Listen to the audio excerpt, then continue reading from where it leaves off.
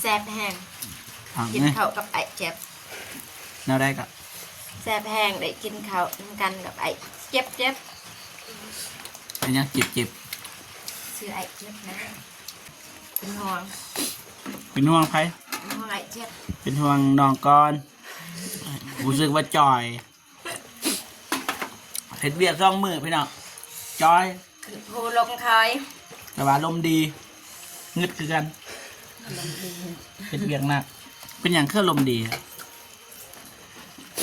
อารมณ์ดีไอเจ็บมาฮะน้องเดิมงามให้ FC กด1และงามให้ FC กด2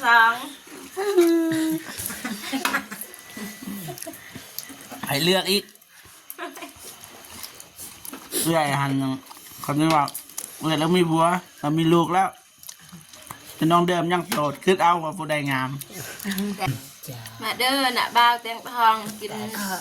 หยกเลยมากินตำมีน้ำกัน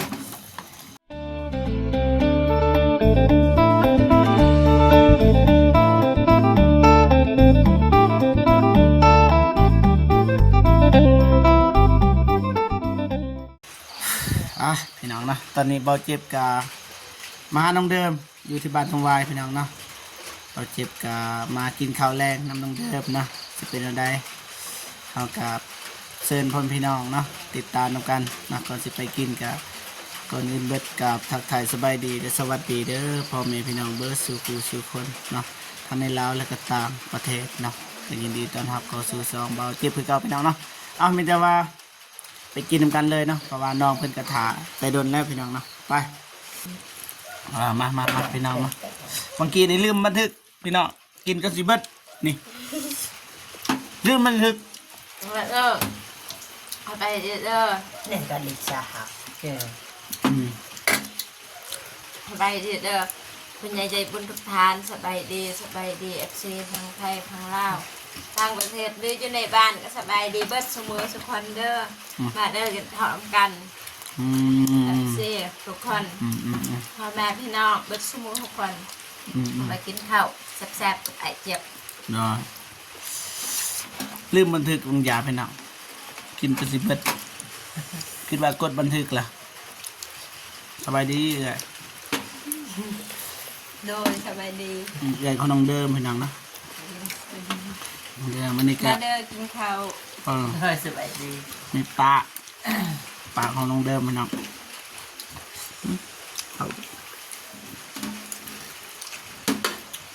ปลานี่สบายดีน้องควันตาแม่นปะเจอกันน้องเพิ่นไปกับน้องเดิมพี่น้องนี่น้องซื้อยังอ่ะซื้อเวียงแก้วอายุจักปี10 ปีเรียนห้องยังล่ะป.4พ่อน้อง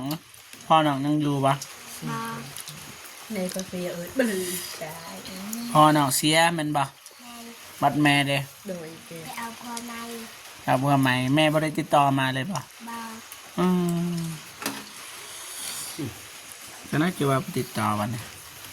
คือทอดแม่อยู่ปะตัวอย่างว่าพาไปหาแม่เนี่ยน้องจะไปปะไปแม่เอาวัวจุบันใดกับหุยฮูนป้าสารวัตรผลได้สารวัตรพี่น้องเนาะไก่พอเสียแม่นปะตอนพอเสียน้องอายุจักปีบ่แม่นตอนน้องเสียน้องอายุจักปีโอ้พ่อเพิ่นเสียปีใดล่ะ2016อันนี้เกิดน้องเกิดปี2015แสดงว่าพอเราเสียตั้งแต่อายุ1 ขวบพี่น้องเนาะตอนนี้อยู่กับแม่เท้าเนาะแม่นปะอยู่กับแม่เท้าพี่น้องเนาะ เคกินน้องกินตามสบายน้องเดิมอิ่มนะ ยังยังมาท่านเดเอม ท่านอิ่มข้าวแรงมาท่านกินแต่ว่า ยังขออนุญาตกินน้ำก่อน กินนะใครกิน แซ่บแห้ง กิน นี่ ข้าวกับไอ้เจ็บ แนวได้กับ แซ่บแห้งได้กินข้าวน้ำกันกับไอ้เจ็บ อันยังเจ็บ ชื่อไอ้เจ็บนะ อายมารบกวนแต่ว่าอายมารบกวนปะ บ่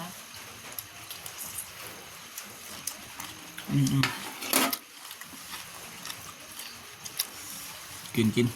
ตำมีพี่น้องเนาะหรือมันตำมีตำเซนเฟอร์ทางจำปาสักเอิ้นว่าตำรวมมิตรทางนี้เขาเอิ้นว่าตำรวมมีโมเมนต์ตำมีแต่ว่าโมเมนต์เซนมีพี่น้องมันเป็นเซนเฟอร์นี่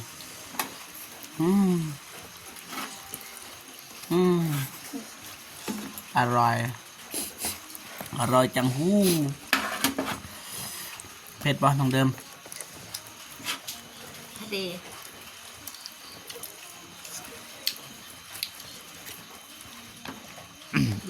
กินไอ้เจ็บจังหน่อยบ่เอมเด้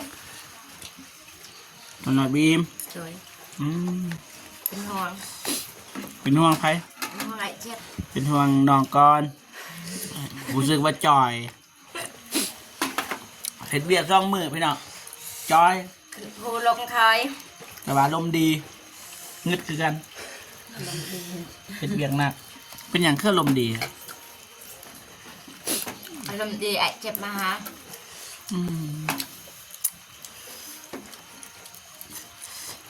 เรียกกับน้องเขาได้งามน้องคิดว่า น้องเดิมงามให้ FC กด1และงามให้ FC กด2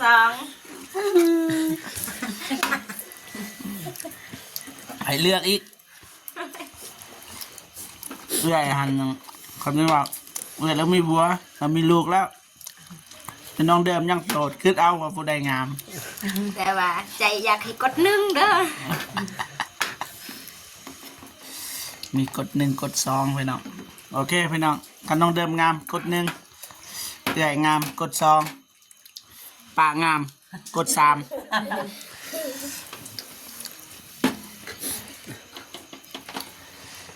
กดเอาเลือกเลยพี่น้องเนาะเลือกผู้ใด3คน1 2 3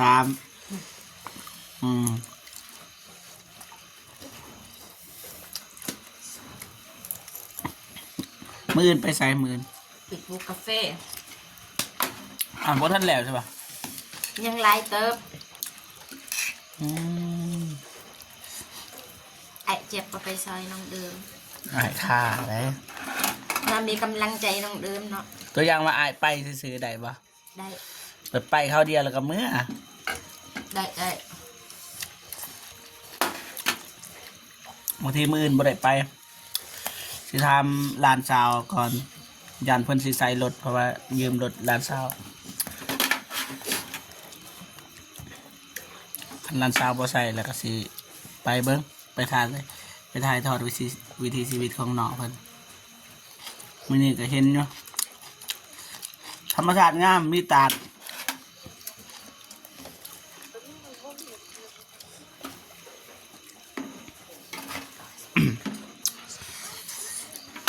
ขักอยู่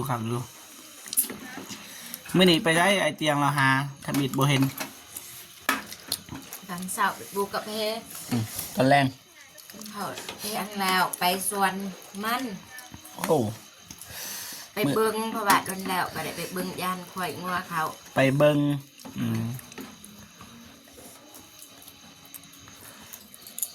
ไปเบิง จะเห็บกระสาดีแก บ่ลายหน่อยบ่เอ็มได้ไอ้เจ็บเบิดน้องเดิมกับได้เก็บ FC เขาบอกได้เบาว่าเบาเจ็บเบาลายคำว่าเดียวนี้น้องเดิมเบาลายไป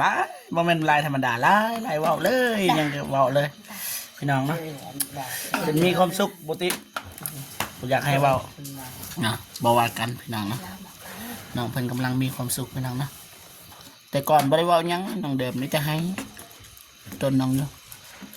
เดี๋ยวนี้เริ่มมีความสุขแล้ว เพราะว่ามีผู้ใหญ่ใจบุญทุกทานแบบ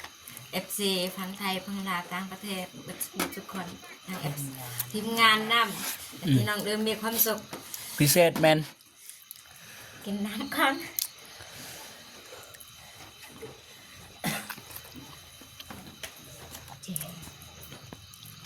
กินมาเริ่มพี่น้องเลย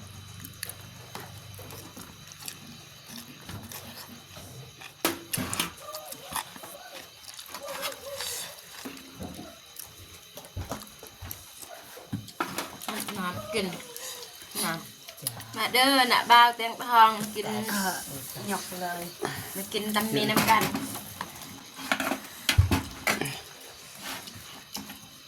กินน้ำเด้อจับเนี่ย นอน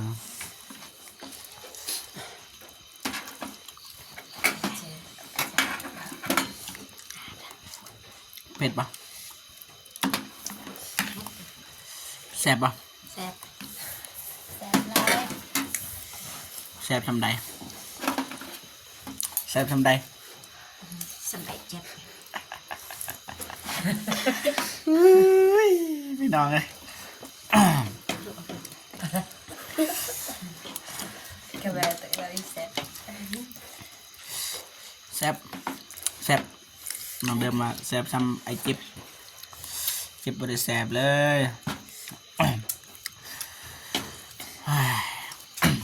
เจ๋งกับคุณตา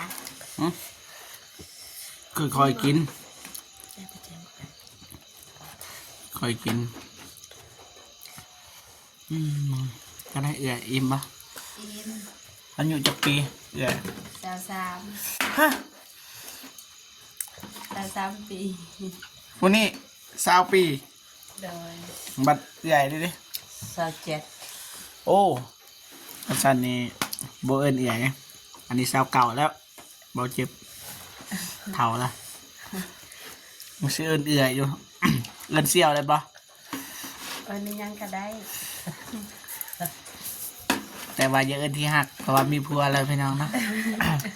น้องเดิมเนี่ย น้องเดิมเนาะฝากให้ FC อยากให้เบาเจ็บเอิญน้องเดิมว่าจังใดแต่ว่าเมนไว้แล้วเบาเจ็บสิเอิญ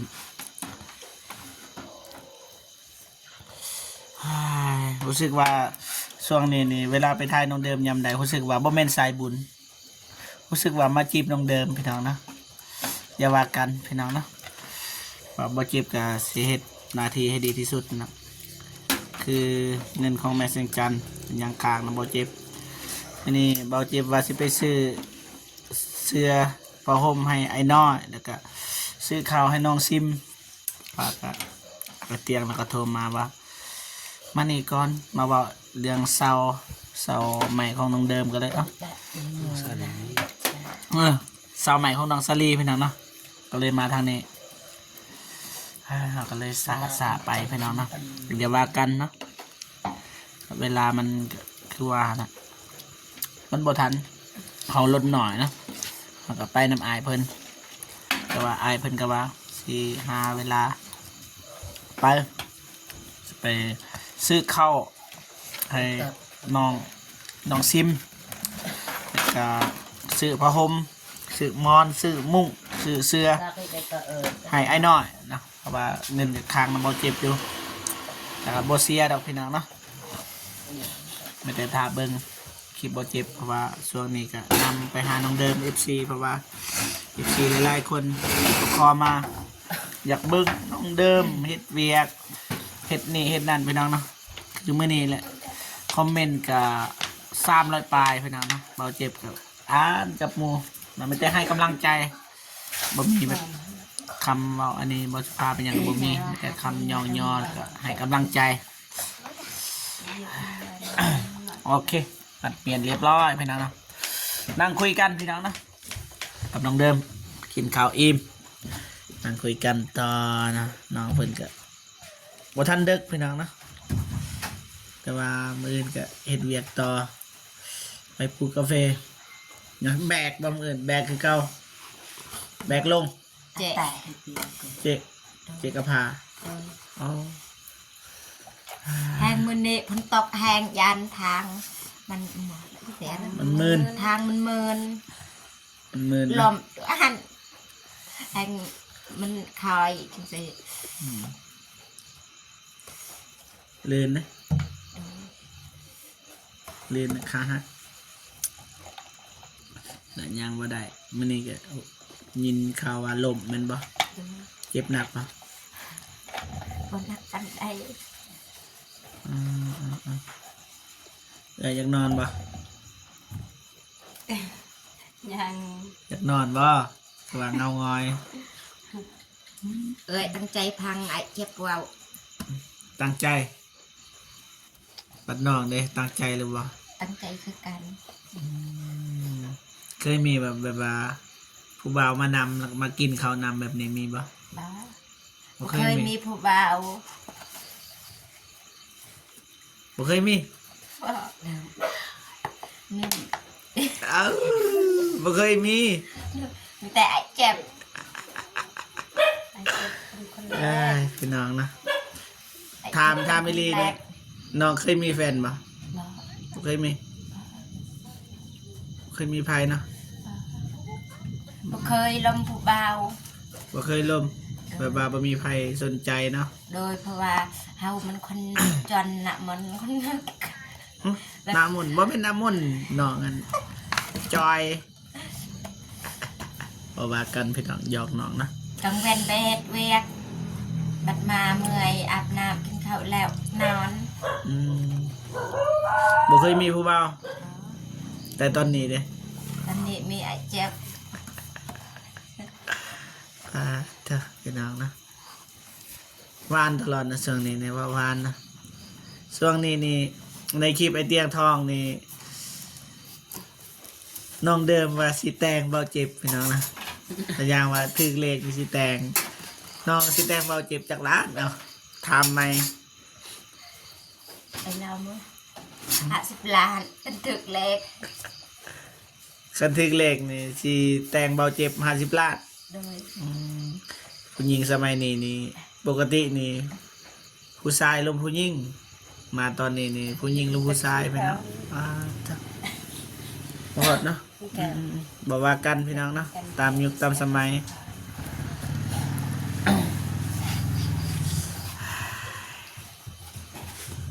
โอ้กินอิ่มเรียบร้อยดื่มน้ำเรียบร้อยเกียมพักผ่อนพี่น้องเนาะ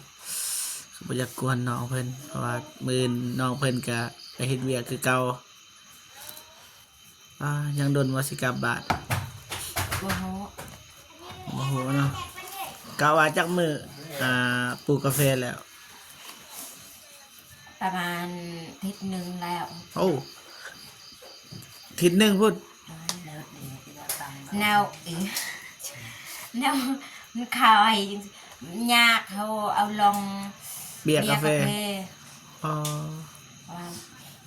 แห้งมือเด็บมันตกมันเมินทางแห้งยาก มื้ออื่นนี่แห้งหยางเนาะ โดย มันบ่แห้งบ่ บ่ แห้งหยางเนาะเออ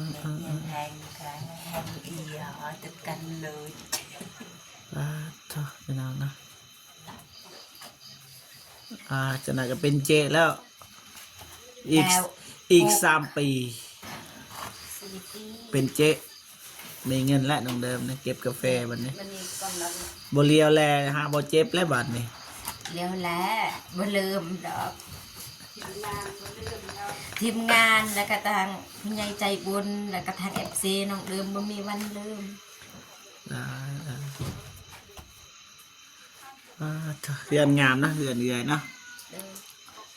งานเรือนซื่อๆมักรักมาไว้ โอเคอยู่เรือนซานนะสมพ่อน้องมักมาอยู่นี่ ฮะ แต่ก่อนนี่น้องมักมาอยู่นี่สมพ่อสุดท้ายเรือนงาม เรือนงามอยู่นี่มันอุ่นเด้ คนลายอบอุ่น บัดอยู่หั กิ น นข้าวกระแซบหลายคน แบบอยู่บ้านเวลาน้องไปทำงานกินข้าวคนเดียวก็แซ่บนอนคนเดียวกินคนเดียวโดดเดียวเศร้า แม่นะก็ยาเบาๆเบาๆมันเศร้าแล้วเบาๆแล้วเพราะว่าตอนนี้อยากให้น้องมีความสุขกันละสวัสดีเรื่องเก่ามันบ่ได้จะไหนน้ำตาแก๊กสิแล้วออกมานะโอเคพี่น้องนะมาที่ใส่อีกนะ มันกะว่าให้ น้องเดิมมาอยากปะ อยาก อยากแต่ว่าเจ็บบ่ซื้อแล้วมืดโตเลยพี่น้องผมมีเงินแล้วเฮ็ดจังไดน้องหันอยากซื้อให้อ้ายบ่แม่นอ้ายอยากซื้อให้น้องแต่ว่าอ้ายบ่มีเงินเบิดแล้วพี่น้องเนาะยังเหลือแต่เงิน FC แล้วก็เงินของน้องเดิมกับบ่กล้าสูด บอก ปะเนี่ยครั ยั บ งก็ซื้อก็ได้ มาแต่โตก็ได้มาแต่โตก็พอใจก็พอใจแล้ว นี่อีไหลหัวเลยนี่ FC ซีดองดื่มกับไอ้เจ็บ เถอะพี่น้องเนาะว่าหวานสงสัยเคยมีแฟนบ่จ๊ะ หมอ เขาบอกเป็นฝึกมาแต่ไส พอดีฝึกมาแต่ใสคิดเดียวใดเว่านั่นนั่นเลย เว่าจากใจ บอกจากใจอ่า จ้ะ ได้มาแต่ไสกันแหลมเนี่ย ก็เป็นคนนำ ขนม ฮะ ได้มาแต่ไส จ้าอะไรจ้า เงินแต่ไสไป จ้า ซื้อ ก็มีสัตว์มาจ้าเลย เงินของหน้าบ่าวเตียงทองให้ มื้อนี้นี่โอ้ปกติแล้วเพิ่นเนาะบ่เจ็บยังให้อยู่โซนนี้เบิดละแต่ว่ามาทายให้พี่ให้น้องให้พ่อแม่พี่น้องได้เบิ่งนำกันนะว่าทายกับ FC เพิ่นว่าคิดฮอดน้องเดิมเบาเจ็บไปหาน้องเดิมแน่เบาเจ็บไปหาน้องเดิมแน่เอาจำใจไปหามาติดโตพี่น้องเนาะก็อย่าว่ากันเนาะโอเคไม่ได้ว่าหายสิกลับก่อนบ่กวนละ โดยเดินทางปลอดภัยเด้อสุขภาพแข็งแรงเด้อไอ้เจ็บ เด้อเซ็นกันเด้อน้องเด้อโอเคเบิดสำเนียวะ FC หรือว่าไอ้บ่าวเตียงทอง อยากให้เอฟซีทุกคนพี่ใหญ่ใจบุญทุกทานกระทางทีมงานน่ะบ่าวเตียงทองน่ะบ่าวเตียงทองแล้วก็น่ะบ่าวอนงไอเจ็บไอตูนไอโก้สุขภาพแข็งแรงตลอดปีตลอดไปเด้ออย่าเจ็บอย่าจนให้ร่ำให้รวยเด้อสาธุ เด้อเอ้ยเฮาเราบ่อยังเมื่อพี่น้องเนาะบ่เจ็บบ่อยังเมื่อแล้วแต่ว่าจำใจต้องเมื่อเพราะว่าน้องเพิ่นอยากพักผ่อนพี่น้องนะตอนนี้ก็7 โมงแล้วพี่น้องอยากนอนแล้วพี่น้องโอเคไปโอเค7 โมง8 โมงพี่น้องเนาะประมาณ1 ทุ่ม2 ทุ่มนี่แหละโอเคประมาณนี้ไม่ได้ว่าบ่เจ็บกลับก่อนเด้อน้องเด้อโอเคกลับคนเหนื่อยเด้อ เลยโชคดี ได้บาย สบายดี โอเคโอเคพี่น้องเนาะเอาเจ็บกับสีคอโตจบคลิปก่อนเนาะยังไงก็ขอบคุณนะผู้ใหญ่ใจดีเลย FC ทุกท่านที่เข้ามาให้กำลังใจเบาเจ็บและเบิ่งคลิปเบาเจ็บตั้งแต่ต้นจนจบพี่น้องเนาะยังไงก็ขอให้พ่อแม่พี่น้องจงมีแต่ความสุขสุขภาพแข็งแรงประสบผลสำเร็จในหน้าที่การงานไปที่ใดก็ขอให้ปลอดภัยอย่าเจ็บอย่าจนนะให้ร่ำรวยยิ่งขึ้นไปเด้อสาธุคลิปนี้บอเจ็บขอโตจบคลิปก่อนเนาะเอาไว้เจอกันคลิปหน้าสำหรับคลิปนี้ขอกล่าวคำว่าสบายดีเด้อบ๊ายบายพี่น้องนะ